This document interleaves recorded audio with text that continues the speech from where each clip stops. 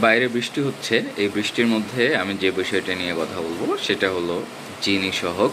এই জিনি সহগটা আমরা যারা বিসিএস পরীক্ষার্থী তারা কম বেশি সবাই জানি।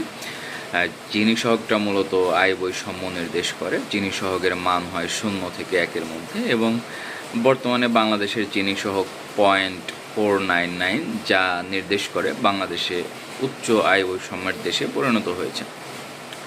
এই কথাটুকু আমরা সবাই জানি যে বর্তমানে জিনি সহগ কত, জিনি সহগ দিয়ে কী বুঝে।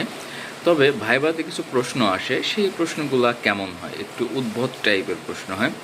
যেমন বলা হয় যে আপনি বললেন যে জিনি সহগের মান 0 থেকে 1, জিনি সহগের মান কি কখনো 0 হতে পারে?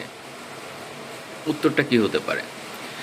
জিনি সহগের মান তাত্ত্বিকভাবে 0 হতে পারে, তবে বাস্তবিকভাবে 0 হয় না। কারণ জিনি সহগের মান যখন 0 হয়ে যায়, এটা নির্দেশ করে পৃথিবীতে সকল মানুষের কাছে সমান পরিমাণ সম্পদ আছে। অর্থাৎ পৃথিবীতে যদি 800 কোটি টাকা থাকে এবং মানুষ যদি হয় 800 কোটি, তাহলে প্রত্যেকের কাছেই 1 টাকা করে আছে।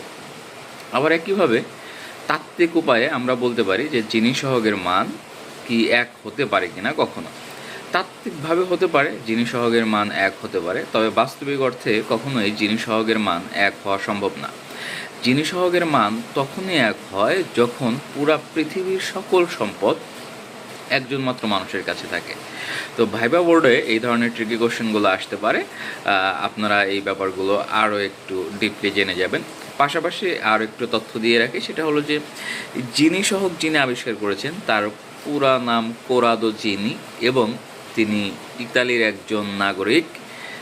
তার